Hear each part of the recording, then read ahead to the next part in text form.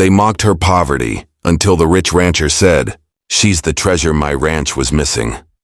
Her eyes held the color of autumn fire. And yet no one in the crowd saw the warmth. They only saw the rags on her dress. His gaze found her through the laughter, steady as if he had known her heart long before this day.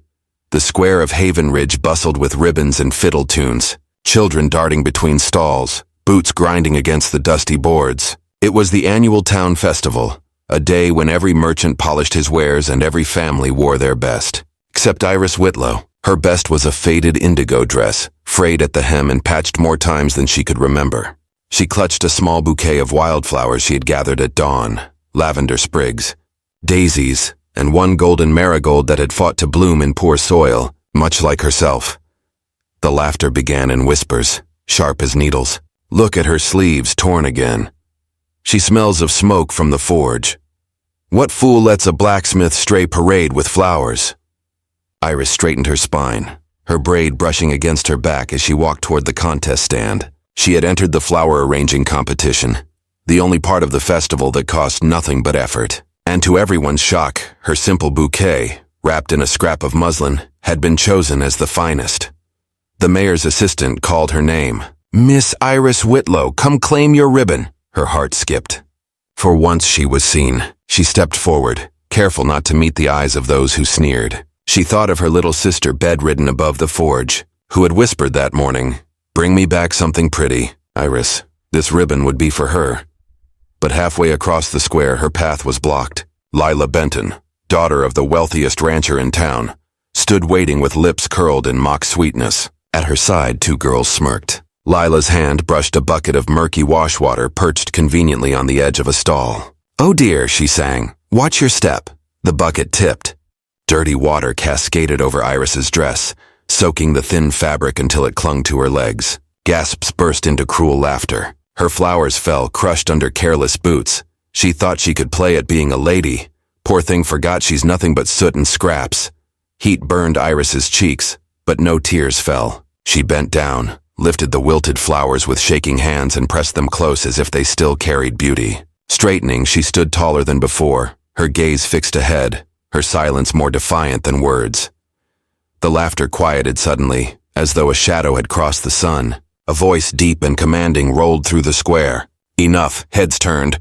From the far edge of the crowd, a tall figure strode forward. His black duster coat flared with each step, dust curling beneath his boots. Rowan Hale, master of the Hale Ranch, a man both feared and admired, rarely seen at gatherings. He was known for silence, for power earned on endless acres of wild land. Yet here he was, walking toward the drenched girl no one had defended. He stopped before Iris, his height casting a shield of shade over her. She blinked up at him, startled by the storm gray of his eyes. Without speaking, he shrugged off his coat and draped it across her shoulders, heavy and warm. His hand lingered, firm yet gentle, against her cheek, tilting her face toward him as if to say, "Look up, not down." Then his voice cut through the square, low but carrying to every ear. "You mock her for what she lacks, while I see what my ranch has been missing. This woman has more treasure in her heart than all your gold-plated ribbons." A hush swept across the onlookers. Men shifted uneasily, women glanced at one another, and Lila Benton paled. No one dared laugh now. Iris trembled under the weight of his coat, the fabric smelling faintly of leather and cedar. She searched his eyes, expecting pity, but what she found was something steadier, almost reverent. He leaned close, his words meant for her alone. "I watched you give your last coin to a widow with no one to see. Do you think a heart like that goes unnoticed?" Her breath caught. She hadn't known anyone had seen her slip those coins onto the old woman's step the week before, vanishing before thanks could be spoken. Yet this man had, and now, in front of all Haven Ridge, he named her treasure. The crowd remained hushed as Rowan turned, his hand guiding Iris away from the jeering eyes. Each step felt unreal, the whispers fading into silence. For the first time, she did not walk alone. That evening, Iris sat in the small loft above the forge where she lived with her sister, Marin. The air reeked of coal smoke, the walls too thin to keep out the tavern noise below. She wrung her damp dress dry over a basin, the memory of the festival clinging harder than the water. Her sister coughed weakly on the cot. Iris pressed a cloth to Marin's forehead, whispering, "I'll find a way." But inside she wondered if words meant anything against the weight of the world. A knock startled her. She opened the door to find Rowan Hale standing in the dim light, hat in hand. He looked out of place in her cramped hallway like a hawk in a cage. "I came to make an offer," he said simply. "I don't want charity," she replied, folding her arms. "It isn't charity. It's work." He handed her a folded paper. "My ranch needs someone to tend the herb gardens, to care for the horses. Pay is fair, cabin included. And a doctor for your sister." She studied him, suspicion sharp. "Why me?" His jaw tightened. "Because when the town drenched you in filth, you didn't bow. You stood straighter. That's strength. My ranch has men enough, but it needs that kind of strength. It needs you." Her chest tightened. No one had ever spoken of her as though she had value, not just labor. Still, trust was not easily given. She closed the door part way. "I'll think on it." Rowan nodded once, no pressure in his gaze, only patience. "Dawn comes early. So does decision."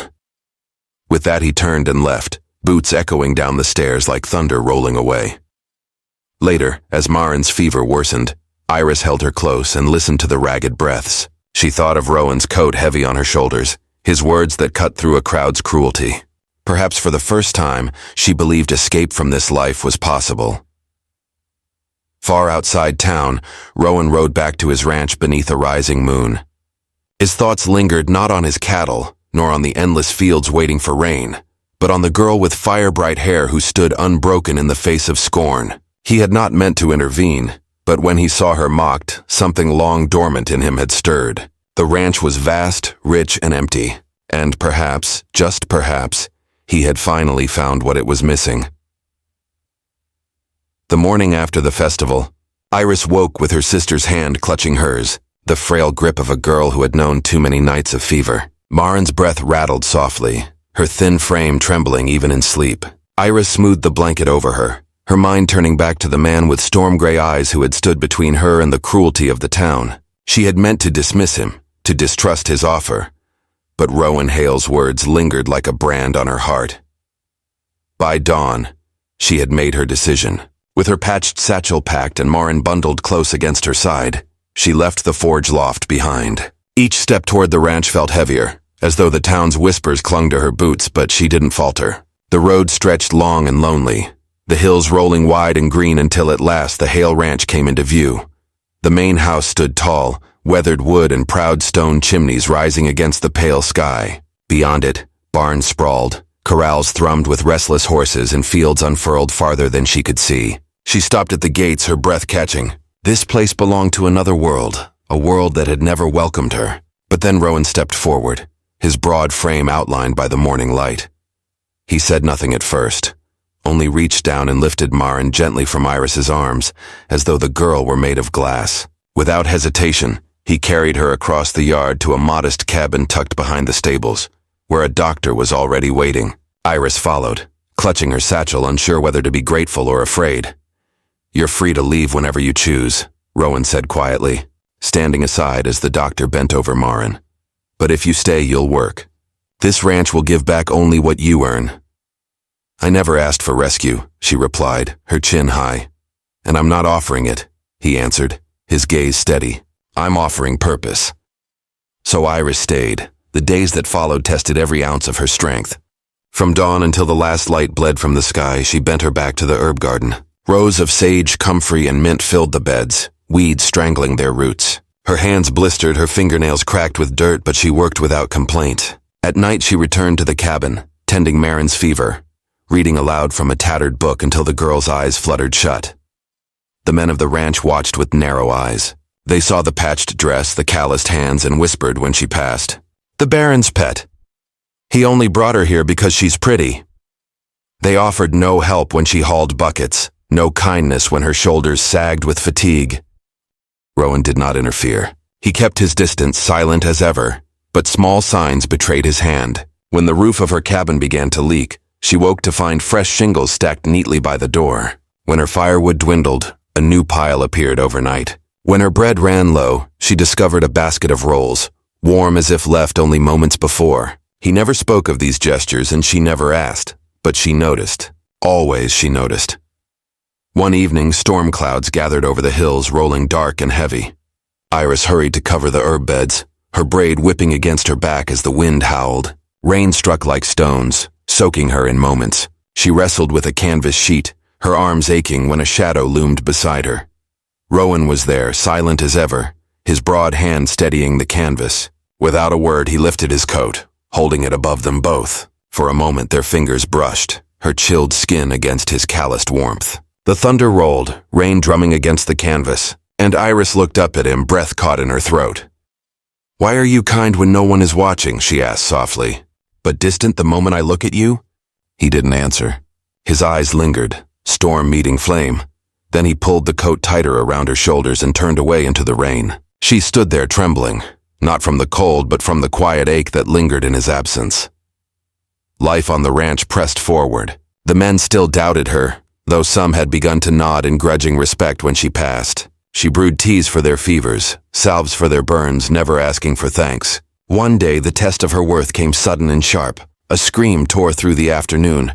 Marcus, one of the younger ranch hands, had been bitten by a rattlesnake near the hay barn. His legs swelled, his breath grew ragged, panic freezing the men in place. Iris pushed through them, dropping to her knees. "Bring hot water, charcoal, and comfrey, now," she commanded. They hesitated, staring, but her eyes burned fierce, steady, and at last they obeyed. She crushed herbs with the heel of her boot, mixing a poultice with trembling hands. Sweat dripped down her brow as she bound the wound, whispering calm words until Marcus's breathing steadied. When she looked up, Rowan was there, arms crossed, face unreadable. He said nothing, but he hadn't looked away. That night Marcus lived, and though the men did not say it aloud, the air shifted. When Iris passed the bunkhouse, silence fell not from suspicion but from something closer to respect. Still, doubts gnawed at her. In the quiet of her cabin, she confided in her sister. "He saved me once, but he hides behind walls I cannot see through. I don't know if I am a worker to him or something more." Marin, pale but smiling, whispered, "Maybe he doesn't know either." The days stretched into weeks. Summer ripened, the fields glowing with golden grass. Iris worked harder, laughed sometimes with Marin, and even shared stories with Tommy, a boy with storm-gray eyes too much like Rowan's to be only a nephew. He adored books, often sneaking into her cabin to hear her read. Rowan would appear at the door then, silent, his gaze unreadable as the boy grinned up at him. The truth sat unspoken between them, but Iris saw it. Tommy was not a nephew. He was a son. The ranch seemed to hum with change, subtle and slow, until one morning the hum shattered. As the ranch hands gathered for breakfast, Joshua, the youngest worker, his cheeks still round with youth, stepped forward holding a bouquet of fresh-picked wildflowers. His hands shook, his voice trembling but clear. "Iris," he said, eyes darting nervously, "I may not own a ranch, but I have a heart that beats for you. Will you marry me?" Gasps spread through the men. Cups froze mid-air, bread paused halfway to mouths. Even the horses seemed to go still in the distance.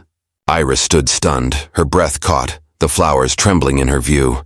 And then she saw him. Rowan stood just beyond the fence, arms folded, expression carved from stone. But his eyes betrayed him, a flicker of something raw, pained before he turned his gaze away.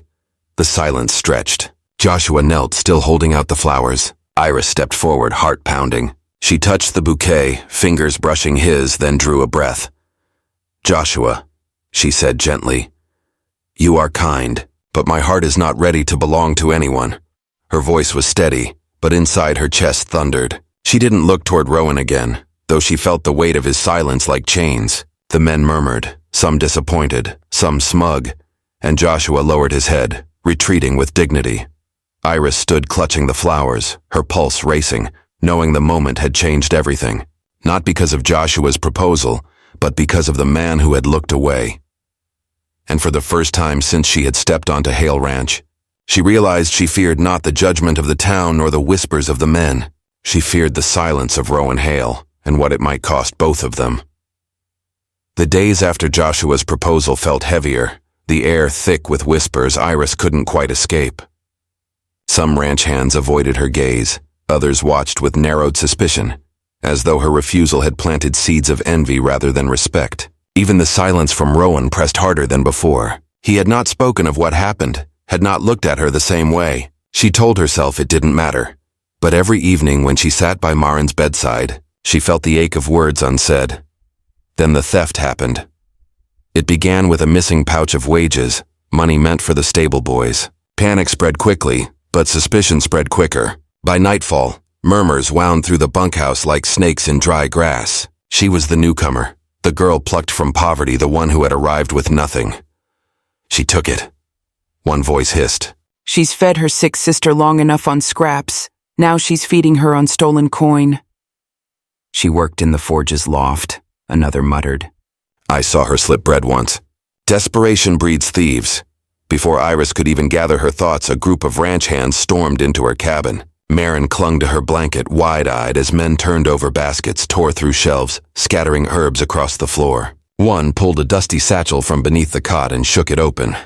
Coins spilled out, clattering like judgment across the wooden boards. There, the man growled. Proof enough, Iris's breath caught. That isn't mine. Her voice trembled, but she forced it steady. You planted it here. I would never. The men's eyes burned with certainty, with envy that found its excuse. They spat accusations until the doorway darkened with Rowan's shadow. He stepped inside, his presence silencing the room. Iris turned to him, her eyes wet but defiant. You know me, she whispered. You know this isn't true. But Rowan's face was unreadable, his silence cutting deeper than their words. He looked at the coins, then at her trembling hands, and said nothing. Something inside her fractured. She drew Marin close, her voice breaking. If you will not believe me, then I cannot stay. She packed in silence, folding what little they had, while the men lingered outside. No tears fell, only a hollow ache that seemed to echo louder than sobs. At dawn, Iris led Marin down the trail, their footprints damp in the fading storm. Rowan stood on the porch, fists clenched so tight his knuckles whitened, but still he did not call her back. The ranch grew quieter without her. The garden lost its scent, the bunkhouse meals their laughter. Rowan carried on with his work, but the weight inside him thickened like smoke. He sat longer in the barn at night, staring at tools he never used, listening to the silence of a house too empty. Yet pride bound his tongue, and silence held him captive. It was Tommy who found the truth. Chasing a stray cat near the hay barn, the boy knocked over a loose bale. Behind it lay an old canvas wrapped tight. Inside was the missing pouch, untouched, still marked with the stable's nameplate. A note scrawled across the top bore the handwriting of a ranch hand, long bitter toward Iris. Tommy clutched the pouch and ran to Rowan. It wasn't her, he cried. She didn't take it. Look, it was hidden here. Rowan's heart slammed against his ribs. He turned the pouch over in his hands, the truth burning like fire through his veins. She had told him. She had asked for his belief. And he had failed her. His breath left him in a shudder, and for the first time in years, the unmovable Rowan Hale staggered, the barn wall catching his weight. By morning, he could no longer bear the silence. The town of Haven Ridge bustled as usual, the market square alive with voices and bartering. Few noticed at first when Rowan rode in on his chestnut stallion, wearing no hat, no gun, only a satchel slung across his chest. But as he dismounted and strode to the old wooden platform, murmurs rippled like wind. That's Rowan Hale. What's he doing here dressed like that? Is he drunk? He climbed the steps, turned to face the crowd. Farmers, wives, ranchers, even Lila Benton and her friends stood watching, curiosity pinching their brows. Rowan's voice, rough but steady, rolled out across the square. I am not a man of many words. I build, I labor, I bury my pain where none can see it. But in doing so, I failed her. He paused, his eyes sweeping the crowd. I failed Iris Whitlow! Gasps broke the air. Rowan reached into his satchel and pulled out a worn leather-bound journal. He held it high. She left this behind. Her thoughts, her fears, her hopes that someone might one day see her. He opened to a page, his voice catching as he read. I never wanted rescue. I only wanted someone to see me as worthy of love, not pity. Silence fell thick as snow. Even the chickens scratching at the dirt hushed. Rowan closed the journal, his eyes raw. This woman taught my son to laugh again. She healed my men when they faltered. She carried her burdens with strength none of us could match. And I let her walk away believing she was alone. That ends today. I see her now, and I will not let my silence steal her worth. Across the street, Iris froze. She had only meant to barter herbs for bread, Marin leaning on her arm. But when she heard her name, when she heard his voice, her breath stilled. The crowd parted, reverent, until she stood exposed in the open square. Rowan's chest tightened. He stepped down from the platform and crossed the distance between them in 3 strides. His eyes, storm-tossed yet unyielding, locked onto hers. You are not just good enough, he said. his voice breaking. You are everything.